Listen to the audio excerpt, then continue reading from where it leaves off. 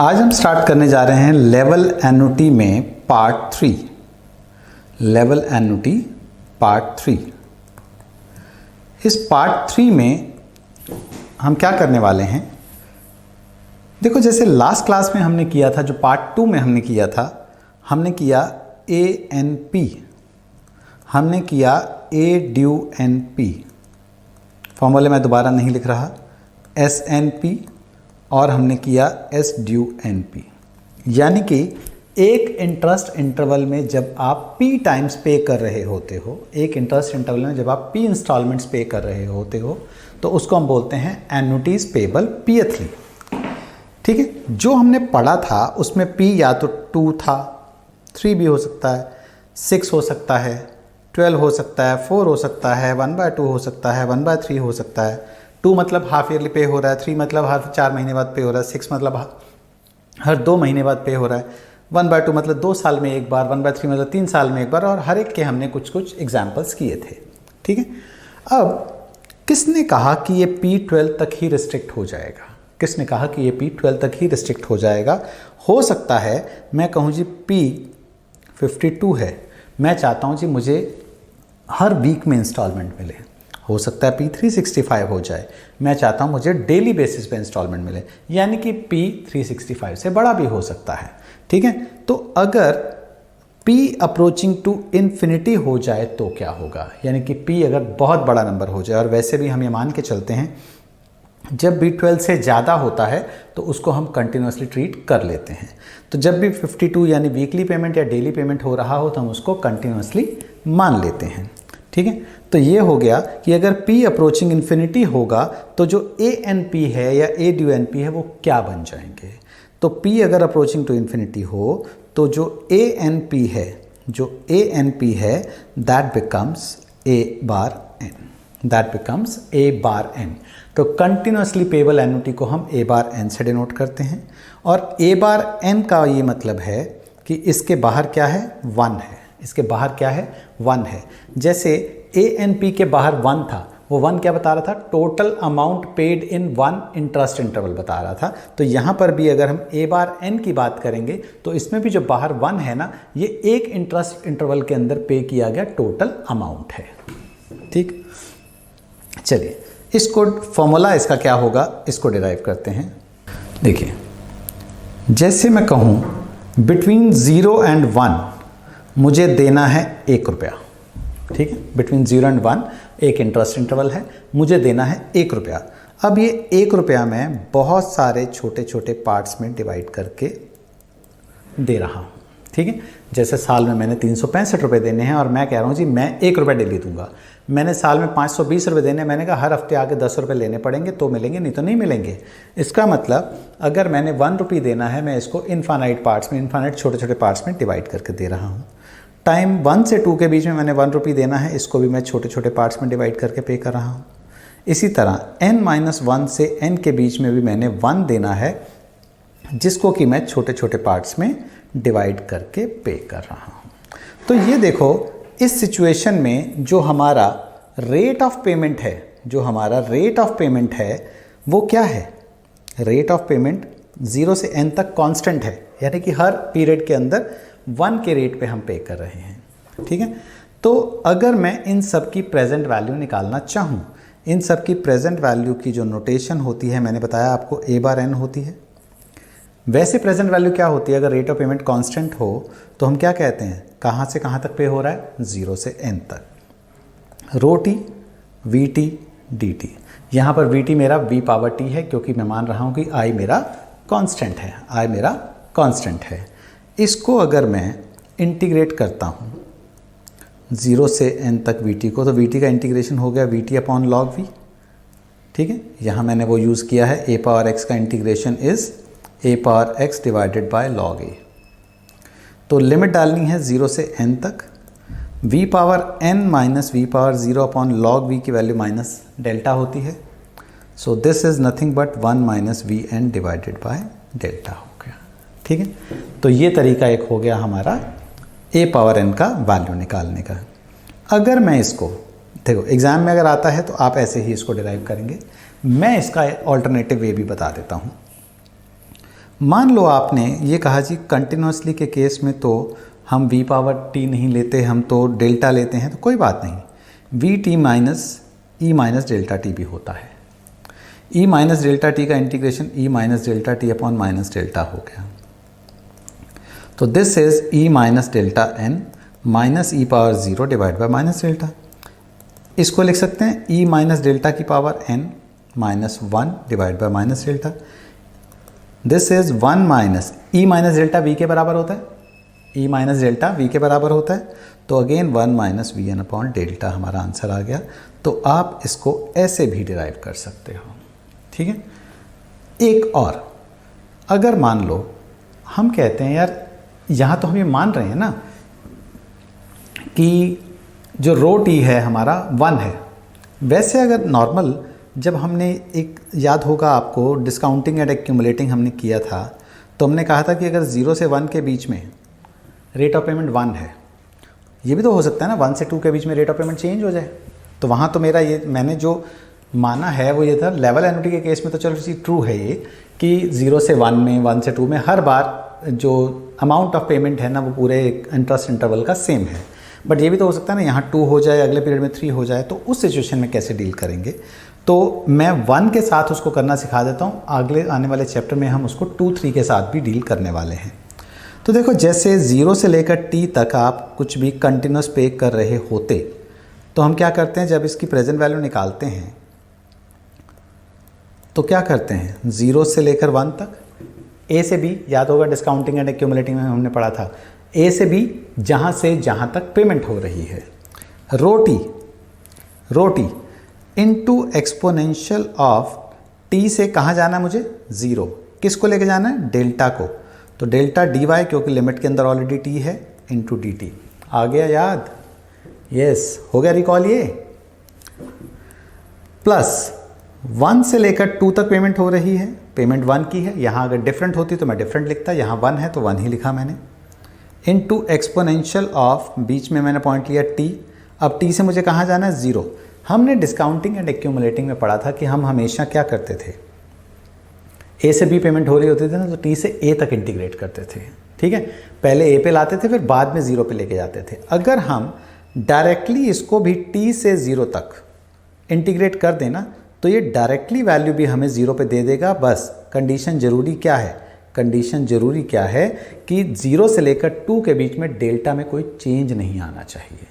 हमने जो किया था वो इसलिए ऐसा किया था जब डिस्काउंटिंग एंड एक्यूमुलेटिंग पढ़ा था, क्योंकि डेल्टा टी क्या था, 0 से 4 तक कुछ और था, 4 से 10 तक कुछ और था। तो इसलिए अगर पेमेंट 4 से 10 में हो रही थी तो हम पहले 4 पे लाए थे, ताकि उसको डायरेक्टली हम 0 पे ले जाने के लिए बाद में 0 से 4 वाला डेल्टा अप्लाई करें। अगर डेल्टा सेम है तो पहले वाले क्वेश्चंस में भी आप डायरेक्टली t से 0 पे लेके जा सकते थे। चलिए, प्लस सो ऑन n-1 से लेकर n तक 1 इंटू एक्सपोनेंशियल ऑफ t से लेकर यहाँ n-1 से लेकर n के बीच में मैंने t ले लिया, यहाँ से मैं 0 पे आना चाहता हूँ, t से 0 डेल्टा dy dt। इसको मैंने इंटीग्रेट किया तो मेरा रिजल्ट आएगा 0 से 1 e माइनस डेल्टा टी। इसको मैंने इंटीग्रेट किया, मेरा रिजल्ट आएगा e माइनस डेल्टा टी। इसको मैंने इंटीग्रेट किया, मेरा रिजल्ट आएगा e minus delta T D T, ठीक है। अब इंटीग्रेशन की एक प्रॉपर्टी होती है जो ये कहती है कि अगर आप 0 से 1 इंटीग्रेट करते हैं, 1 से 2 करते हैं, तो आप और फंक्शन अगर सेम है तो आप डायरेक्टली 0 से 2 भी कर सकते हैं। तो वही चीज़ अगर मैं यहाँ पर अप्लाई करूँ तो क्या मैं इसको 0 से लेकर n तक e minus delta T D T लिख सकता हूँ। अब ये अगर आपको ध्यान हो, यही सेम स्टेज आ गई ना, यानी कि यहाँ से मैंने स्टार्ट ही डायरेक्ट कर दिया था कि 0 से n तक रेट ऑफ पेमेंट कांस्टेंट ही है, और क्योंकि कांस्टेंट थी तो मैं डायरेक्टली कर सकता था। अगर वो वेरी कर रही होती तो मुझे ऐसे करना पड़ता, और कांस्टेंट था, इसकी वजह से वापस हम वहीं पे पहुंच गए हैं जहां से हमने पिछले वाले पार्ट की, पिछले वाले टाइप की या पिछले मेथड की शुरुआत की थी। बाकी सब कुछ तो सेम है, तो 1 minus v n upon delta इसका आंसर आ जाएगा। अब एग्ज़ाम में अगर ये डेरिवेशन आता है तो आप क्या करेंगे, तो आप सिंपली ये मेथड लगा सकते हैं, बाकियों पे आपको जाने की ज़रूरत नहीं है। अच्छा, जैसे मैंने कहा a बार n चलो आपने निकाल लिया, आपने a बार n की value 1 minus v power n upon delta थी, कर ली। इसमें टेबल में तो होता नहीं है, a bar n is not given in tables, a bar n is not given in tables. तो अगर ये टेबल में नहीं है तो क्या करें, कोई दिक्कत नहीं है। a बार n का फॉर्मूला क्या है, 1 minus v n upon delta, which is, अगर मैं इसको i से मल्टीप्लाई डिवाइड कर दूं तो ये हो जाएगा i bye delta of an। i by delta आपको हर रेट ऑफ इंटरेस्ट पे टेबल में लेफ्ट में जो कॉलम होता है ना, जिसमें I2, I4, I12 सब दिए होते हैं, वहाँ पर i बाय डेल्टा भी दिया होता है। तो आप डायरेक्टली टेबल से भी हेल्प ले सकते हैं, प्रोवाइडेड कि रेट ऑफ इंटरेस्ट ऐसा बोला हो जो टेबल में गिवन है जिसका पेज। ठीक है, चलिए इसका एक क्वेश्चन देख लें। जैसे evaluate the following function at i is equal to 8%।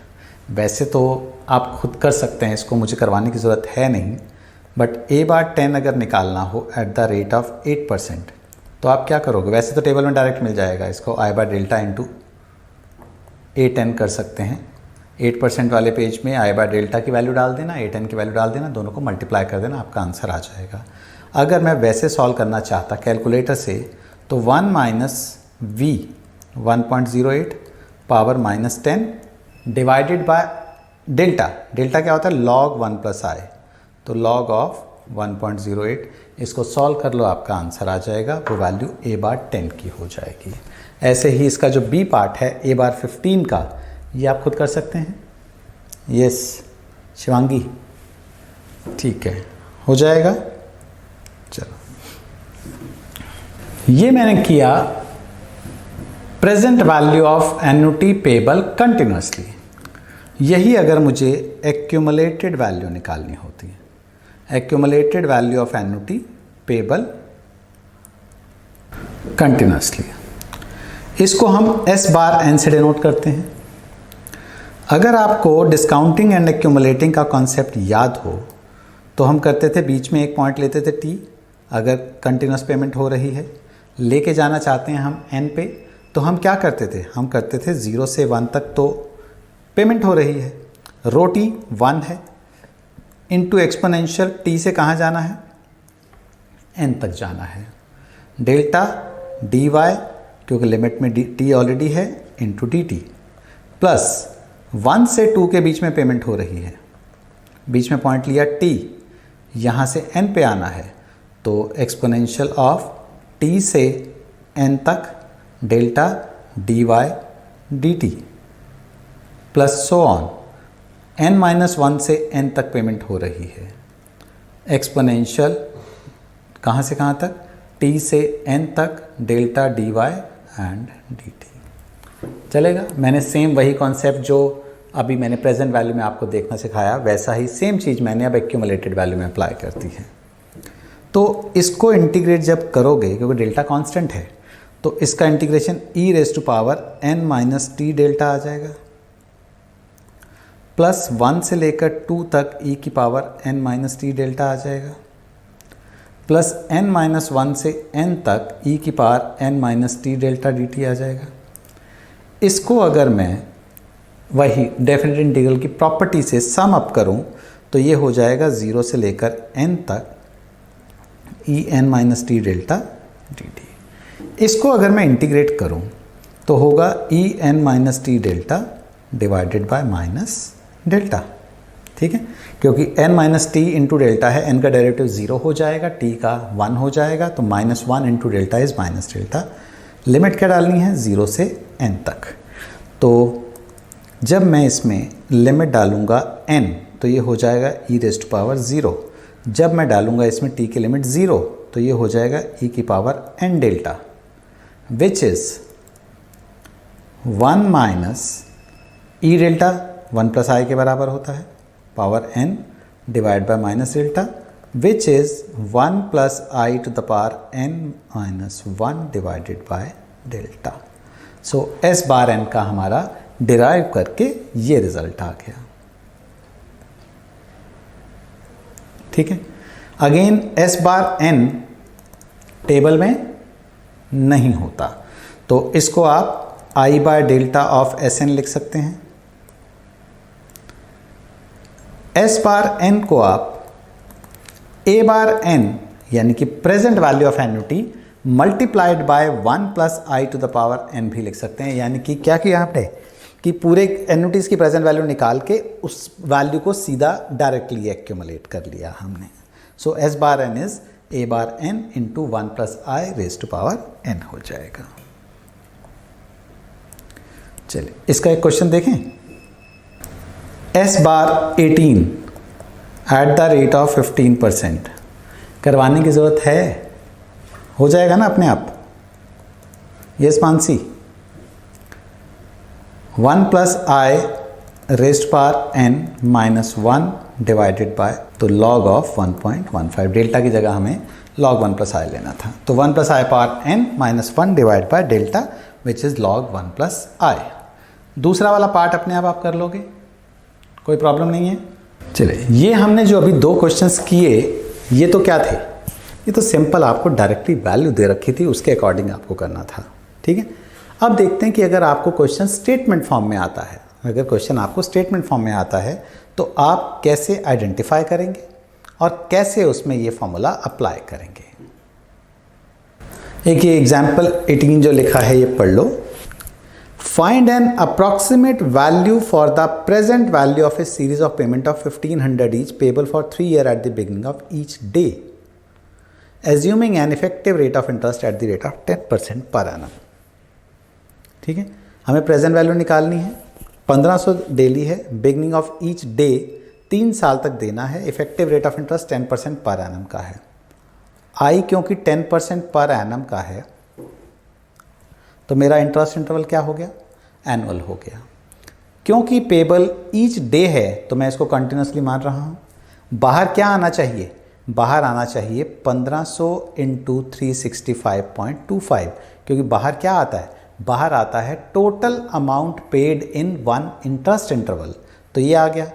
हमें प्रेजेंट वैल्यू निकालनी है, तो 3 साल हैं, ए बार कितना 3, तो यहाँ पर हाँ क्या कह रहे हैं, ऊपर 52 लिखें, सॉरी ऊपर 365 लिखें, नहीं हमने क्या बोला कि जब हम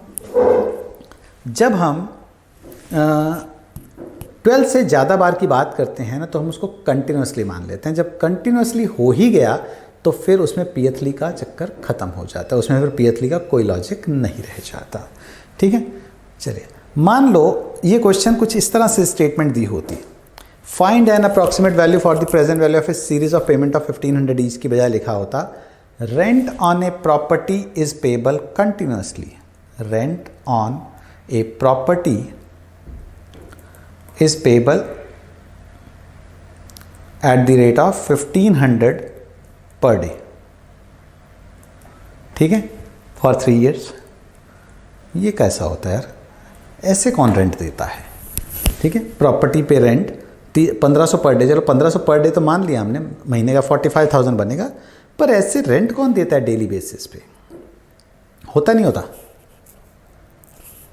होता है। कहाँ, देखो कहाँ होता है, मैं बताता हूँ आपको। दिल्ली में रहते हैं तो मोमोज तो फेवरेट होंगे ही आपके। ठीक है, आपने देखा होगा कि आपके घर के आसपास कोई भी कोई बड़ा बेकर या कोई भी स्वीट शॉप या कोई भी ऐसे कन्फेक्शनरी शॉप होती है ना, आप देखते हैं किसी एक दिन ना उसके बाहर एक मोमोज़ वाला टेबल लगा के खड़ा हुआ है। ठीक है, उस बेकरी शॉप या कन्फेक्शनरी शॉप से उस मोमोज़ वाले का वैसे कोई लेना देना नहीं है, यानी कि वो नहीं है, उसने नहीं लगाया, वो खुद बना के अपने आप बेच रहा है, इसके सिर्फ बाहर खड़े होने के वो पैसे दे रहा है।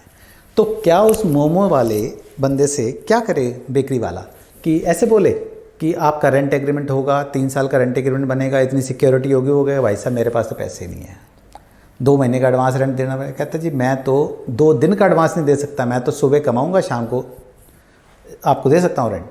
तो फिर हमने ये बात कर ली तो उस बेकरी वाले ने ये बात कर ली, ठीक है भाई, रोज़ के रोज़ तुझे 100 रुपये देना पड़ेगा, ठीक है, रोज़ के रोज़ तुझे 100 रुपये देना पड़ेगा। अब 100 रुपये डेली हो गया, अब क्योंकि ये डेली है तो मुझे कंटिन्यूसली मानना पड़ेगा। वो कहते हैं जी लगाता रहूँगा मैं, मान लो वो 3 साल तक लगाता भी रहे, तो 100 × 365, ये 0.25 तो क्वेश्चन मेंशन था तो लिख लिया, या for the sake of simplicity मैं 365 कह रहा हूँ इसको, ठीक है। तो साल का उसने 36,500 रेंट तो दिया है, पर अगर मैं उसको कह दूँ ना 36,500 रुपये इकट्ठा दे दे, तो 36,500 रुपये उसके पास इकट्ठा देने लायक तो कभी भी नहीं इकट्ठे होने वाले हैं। तो वो कहता है जी मैं 100 रुपये डेली दे दूँगा, 100 रुपये दूँगा, टेबल रखूँगा, अगले दिन फिर आऊँगा, 100 रुपये दूँगा, टेबल रखूँगा, नहीं तो टेबल नहीं रखूँगा, ठीक है। तो ये हो गया, या फिर एक तो ये हो गया। कई बार ऐसा होता है, आपने देखा होगा, जैसे बड़ी बड़ी जैसे मोबाइल की जो दिल्ली की सबसे बड़ी मार्केट है, गफ़ार मार्केट जिसको हम कहते हैं, वहाँ पर आपने देखा होगा एक शॉप होती है, उसके बाहर 2 काउंटर भी लगे होते हैं। जो पुराने मोबाइल बेच रहे होगा, कोई जो है वो बेच रहा होगा, मोबाइल कवर बेच रहा होगा, कोई जो उसके टेम्पर्ड ग्लासेस बेच रहा होगा, ये सब काम कर रहे होते हैं।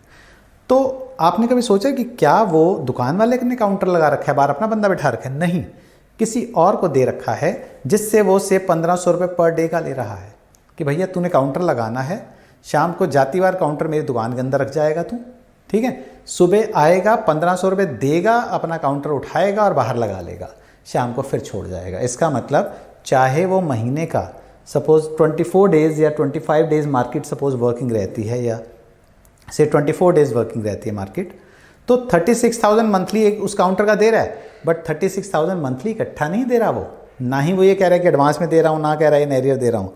36,000 कैसे दे रहा है? ऑन डेली बेसिस दे रहा है, ठीक है।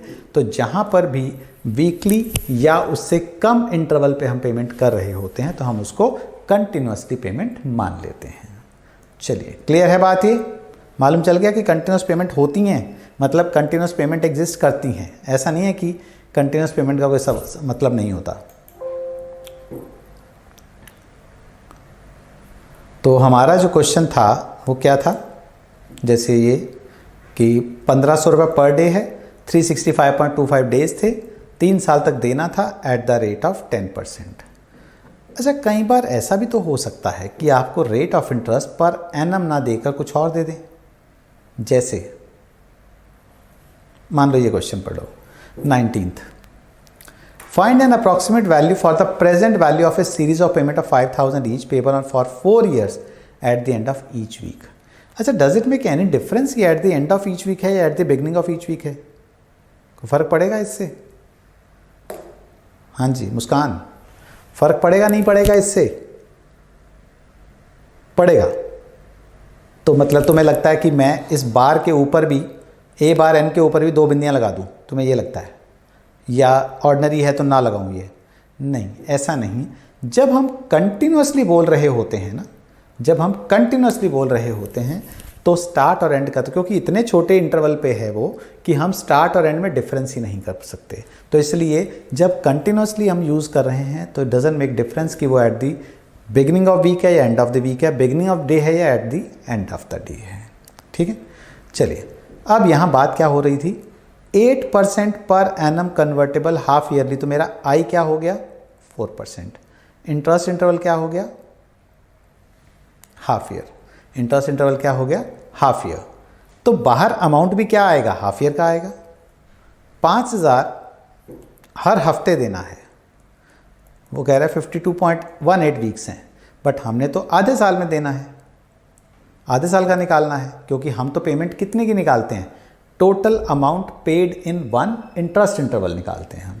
तो एक इंटरेस्ट इंटरवल का ये हो गया। चलो, ए बार भी लगा देंगे। अब एन की जगह क्या आता है? एन क्या होता है? एन होता है नंबर ऑफ इंटरेस्ट इंटरवल्स। देखो 4 साल है, 4 साल में अगर हाफ ईयरली इंटरेस्ट लग रहा होगा तो कितनी बार लगेगा? 8 बार।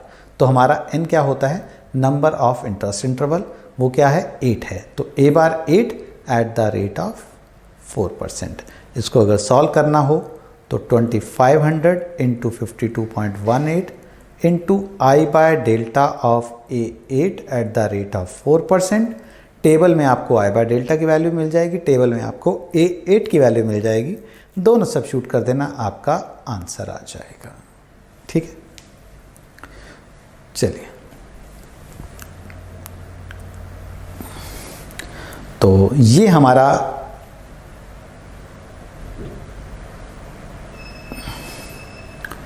खत्म होता है एन्युटी पेबल कंटिन्यूसली का कॉन्सेप्ट। देखो अभी क्या हो रहा था कि P अप्रोचिंग टू इन्फिनिटी था, अगर N अप्रोचिंग टू इन्फिनिटी हो जाए तो क्या होगा। ठीक है, अभी तो था कि बहुत छोटे छोटे इंटरवल्स में पेमेंट कर रहे थे, तो अगर number of payments he infinite हो जाएं तो इसको हम कहते हैं एन्युटी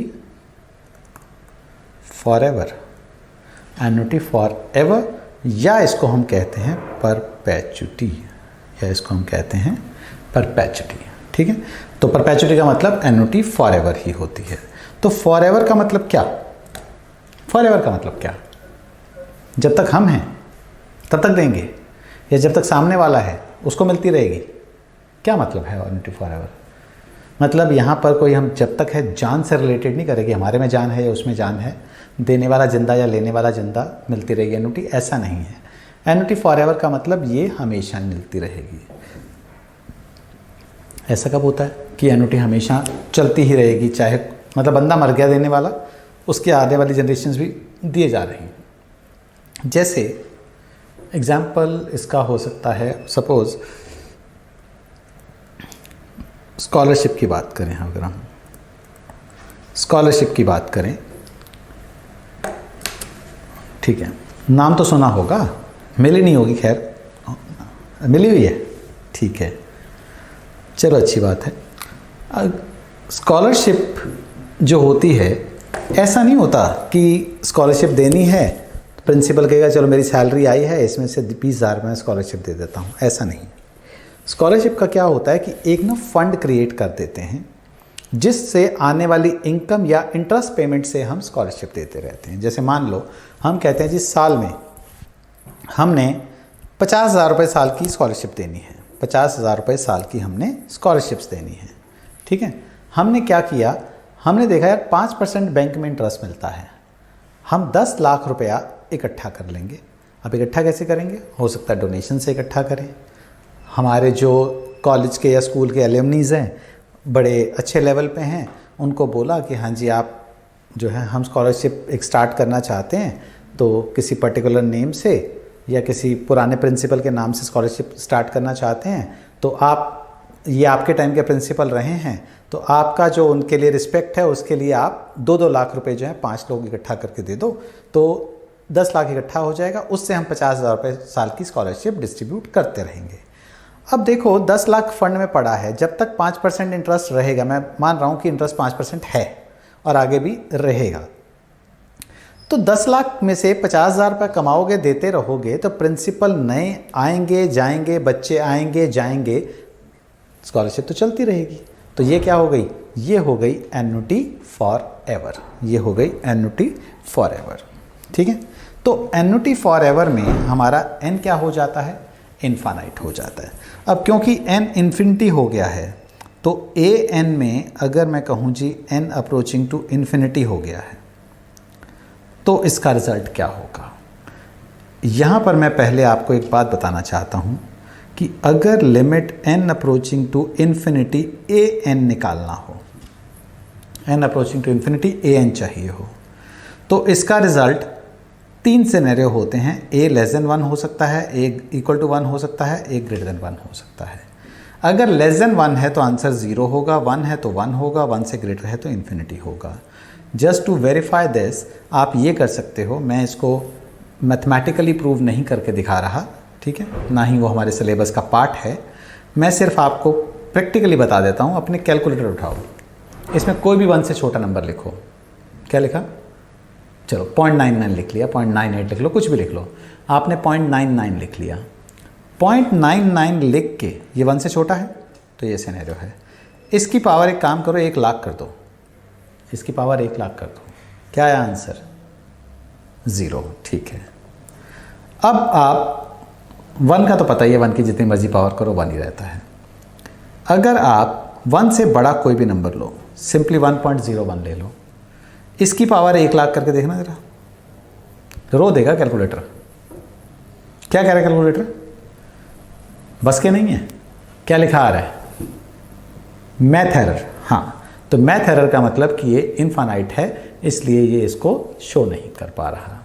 ठीक है, सो ये चीज़ अब मैं यहाँ अप्लाई करता हूँ कि अगर limit n approaching to infinity a n हो जाए तो क्या होगा। वैसे ए एन क्या होता है? 1 minus v n upon i होता है। Limit n approaching to infinity लेना था। अब क्योंकि v हमें पता है 1 से छोटा होता है, तो इसलिए v पावर n क्या हो जाएगा? 0 हो जाएगा। तो हमारा रिजल्ट क्या हो गया? 1 माइनस 0 अपॉन आई, यानी कि 1 बाय आई। ठीक है, यानी कि ए इन्फिनिटी, ये वैसे इन्फिनिटी लिखना नहीं चाहिए, लिखना ऐसे चाहिए था, but for the sake of simplicity मैं लिख रहा हूँ कि अगर ए इन्फिनिटी होगा तो मैं 1 बाय आई लिख दूँगा, ए ड्यू इन्फिनिटी होगा तो मैं 1 बाय डी लिख दूँगा। अगर ए इन्फिनिटी पेबल पीएथली होगा तो मैं 1 बाय आई पी लिख दूँगा। अगर ए ड्यू इन्फिनिटी पेबल पीएथली होगा तो मैं 1 बाय डी पी लिख दूँगा। अगर ए बार इन्फिनिटी होगा तो मैं 1 बाय डेल्टा लिख दूँगा। ठीक है, और एक बात ध्यान रहे, परपेचुटी की कोई भी एक्यूमुलेटेड वैल्यू नहीं होती, क्योंकि एक्यूमुलेटेड वैल्यू किसकी होती है? एक्यूमुलेटेड वैल्यू हमेशा एक पॉइंट ऑफ टाइम पे होती है। तो इनफाइनाइट तो कोई है ही नहीं पॉइंट। प्रेजेंट तो हम कह सकते हैं कि आज है, ठीक है, प्रेजेंट वैल्यू तो आज है, तो आज प्रेजेंट वैल्यू निकाल सकते हैं, बट एक्यूमुलेटेड वैल्यू तो किसी पॉइंट ऑफ टाइम पे होगी, और वो पॉइंट ऑफ टाइम हो ही नहीं सकता, बिकॉज इनफाइनाइट के केस में हमें कैसे मालूम चल कि इन्फिनिटी कहाँ जाके पहुँचेगा। सो इसलिए जब भी परपेचुटी होगा तो आपको सिर्फ प्रेजेंट वैल्यू निकालने का क्वेश्चन आएगा। चलिए इसके एक दो क्वेश्चन देख लेते हैं।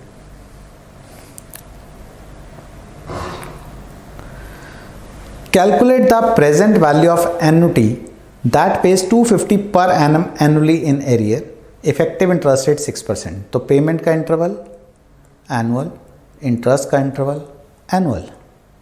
ठीक है, तो सिंपल एनुटी का केस है।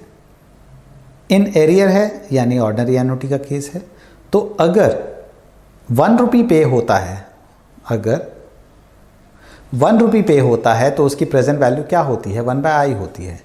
अगर पे हो रहा है 250 तो 250 इंटू 1 बाय आई हो जाएगा एट द रेट ऑफ 6%। ठीक है, कोई डाउट इसमें? सो 250 divided by 0.06 is the present value.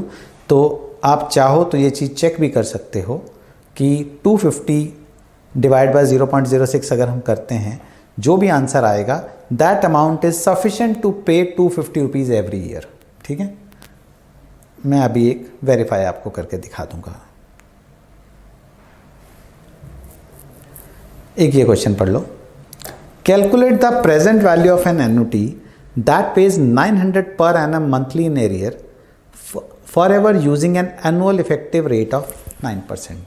900 per annum है, पेबल मंथली है, यानी इंटरेस्ट इंटरवल क्या है? एनुअल है, बट पेमेंट इंटरवल मंथली है। पूरे साल का अमाउंट कितना है? 900 है, क्योंकि बाहर क्या लिखना होता है? Total amount paid in 1 interest interval, और इंटरेस्ट इंटरवल क्या है? एनुअली है। तो 900 इंटू, क्योंकि ये मंथली है इसलिए P हमारा क्या हो गया? 12 हो गया। तो 900 अपॉन, क्योंकि इन एरियर है तो 1 बाय आई 12 लिखूँगा। अगर ये इन एडवांस होता तो मैंने इसको D12 से डिवाइड किया होता एट द रेट ऑफ 9%। ठीक है, चलिए अब जैसे मान लो, चलिए एक एग्जाम्पल लेके चलते हैं। हम ना ये हमने प्लान किया है कि हमारा कॉलेज 50,000 रुपये per month payable in advance की स्कॉलरशिप दिया करेगा। ठीक है, इंटरेस्ट रेट 6% का चल रहा है। मैं ये जानना चाहता हूँ कि कितने पैसे हम इकट्ठे करके रख दें ताकि हमारी 50,000 रुपये पर मंथ की स्कॉलरशिप फॉर एवर दी जा सके। ठीक है, तो हमने कैलकुलेट क्या किया? 50,000 इंटू 12 क्योंकि पेमेंट का इंटरवल क्या है, मंथली है, इंटरेस्ट का इंटरवल एनुअली है, क्योंकि पेबल इन एडवांस है इसलिए इंटू 1/D12 करना पड़ेगा एट द रेट ऑफ 6%।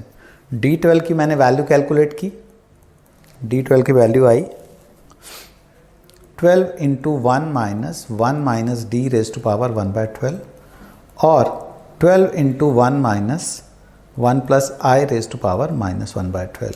तो D12 की वैल्यू मैंने निकाल ली, 12 मल्टीप्लाइड बाय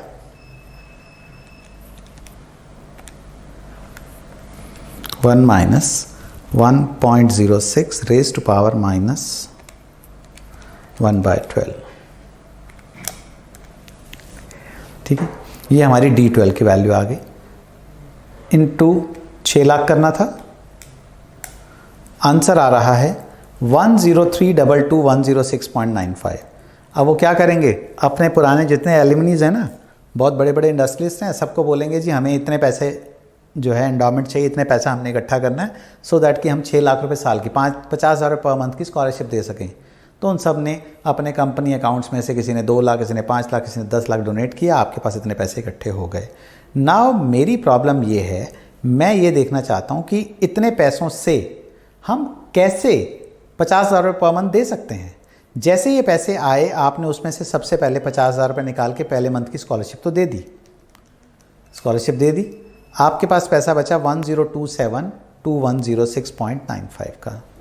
अब ये पैसा स्कॉलरशिप देने के बाद आपके अकाउंट में पड़ा रहेगा, जिसके ऊपर आपको मंथली इंटरेस्ट मिलने वाला है। इंटरेस्ट रेट क्या है, 6% पर एनम का है। तो अगर मैं निकाल लूँ I12/12 तो एक महीने का इंटरेस्ट मतलब I12/12 लगेगा। तो I12/12 is 1.06 raise to power 1/12 minus 1 multiplied by जो हमारा प्रिंसिपल अमाउंट है, that is coming as 49,999.99, that is 50,000। अब आए आपके पास 50,000, महीना खत्म हुआ, आपके पास आए 50,000, आपने स्कॉलरशिप दे दी, फिर आपका पैसा उतने का उतना, अगले महीने फिर से आएंगे 50,000 आपके पास, फिर आप स्कॉलरशिप दे दोगे, पैसा आपका उतने का उतना ही रहेगा। ठीक है, तो इसलिए जब तक इंटरेस्ट आता रहेगा आपको कोई प्रॉब्लम नहीं होनी चाहिए। ठीक है, तो आप जो है 50,000 रुपये फॉर एवर देने की कैपेबिलिटी रखते हैं। तो ये हो गया हमारा एन्युटीज़ फॉर एवर। ठीक है, एन्युटीज़ फॉर एवर का केस।